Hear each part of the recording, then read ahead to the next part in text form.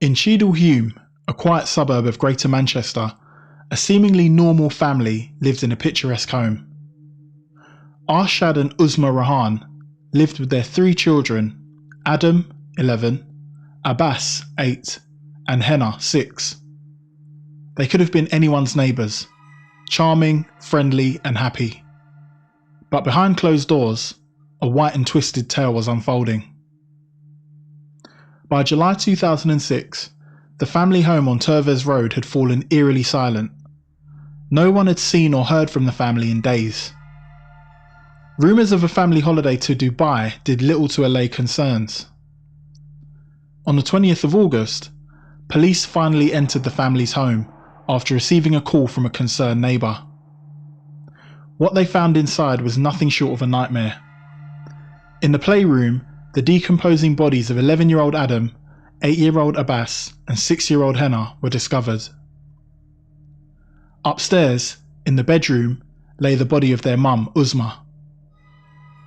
The scene was gruesome, each family member brutally beaten to death with a rounder's bat. The stench of decay filled the air, and it was clear that these murders were committed weeks earlier. The question now was who could have done this. In murder investigations, detectives looked to rule out suspects, starting with those closest to the victims. In this case, Arshad Rahan was nowhere to be found, but further inquiries into the lives of Arshad and his wife Uzma would make the investigation more complicated. Arshad and Uzma were originally from Pakistan and married years earlier in an arranged ceremony. Although they had never met each other before their marriage, they were actually first cousins and knew of each other through the family. After Uzma moved to the UK, the couple had 3 children and settled on Burnage Lane. At some point after the birth of their youngest child, Henna, Uzma took up part-time work as a beautician. Since Arshad worked long hours as a taxi driver, this meant Uzma needed to find a babysitter for about 90 minutes each day while she worked. She eventually got in touch with a neighbour, Mussarat Iqbal, who would look after Henna. Shortly after this arrangement started, Arshad started having suspicions that Uzma was having an affair. Her style of dress had completely changed, from traditional Pakistani attire to more Western style clothing, including tight jeans and tight tops. Uzma would also receive suspicious text messages and phone calls, sometimes telling the caller, "I can't speak right now, I'm with my husband." Although she denied it, Uzma was in fact having an affair with a man named Nazir Iqbal. You may have noticed that Nazir shares the same surname as Mussarat, Uzma's neighbour and Henna's babysitter. Nazir was Mussarat's husband. Fast forward to the 20th of August 2006, and the bludgeoned bodies of Uzma and her 3 children have been found inside their family home. Police begin their investigation into what is clearly a triple murder. They find out from family members that to allay their increasing concerns about the whereabouts of Uzma and the kids, Arshad had informed them that they were all away on a holiday to Dubai.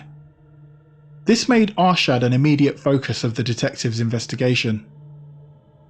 He was soon tracked down, not to Dubai, but to over 6,000 miles away in Thailand. Faced with the prospect of extradition, he chose to return to the UK voluntarily to answer questions. Nazir and Mussarat were also arrested on suspicion of murder. Upon arriving back in the UK, Arshad made a chilling admission. "I don't regret killing that bitch," he said, "but my children, killing my beautiful children." His regret would be short-lived, however, as once in custody, Arshad changed his story. He now claimed that upon returning home one evening, he discovered that Uzma had bludgeoned their 3 children with a rounder's bat. In a moment of uncontrollable anger, he used the same weapon to beat Uzma to death.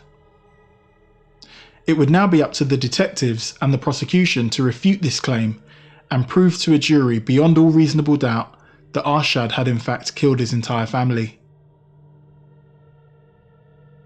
The prosecution's case was that Arshad was the one who had the motive, means and opportunity to commit these heinous crimes. The motive, they argued, was jealousy. He despised the fact that his wife Uzma had abandoned traditional dress in favour of Western clothing styles. He was also unable to come to terms with the fact that she'd been having an affair with another man. The jury were told of an incident 2 years earlier where Uzma, mourning the death of her dad, travelled to Pakistan, leaving Arshad home with their children.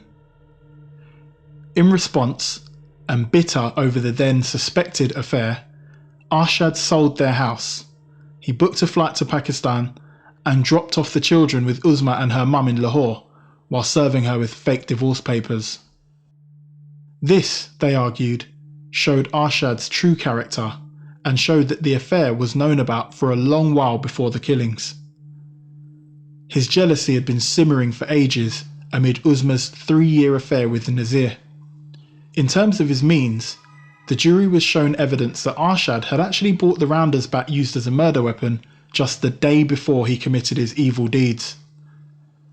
He'd also booked his getaway flight to Thailand weeks before the killings, shattering his claim that the murderous deeds were committed in a sudden fit of rage. After being presented with overwhelming evidence, the jury rejected Arshad's version of events.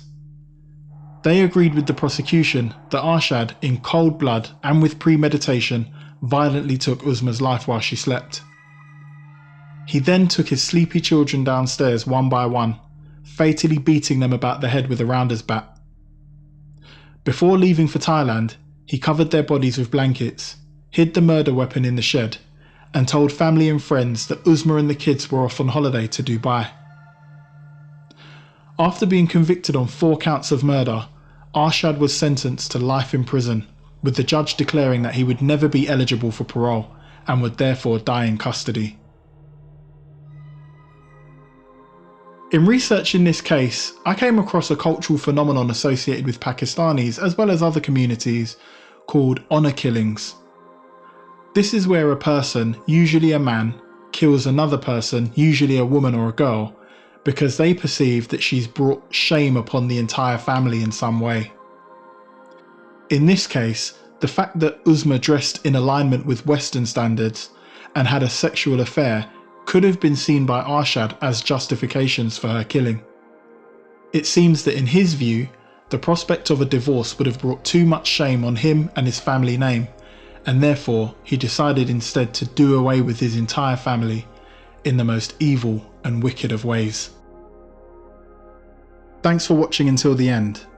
If you like the content, please remember to hit the like button. It makes a huge difference as we try to grow the channel. And let me know what you think. Do you think this was an honour killing? Do you think Arshad lost his head because of Uzma's infidelity? Or do you think he was just born evil?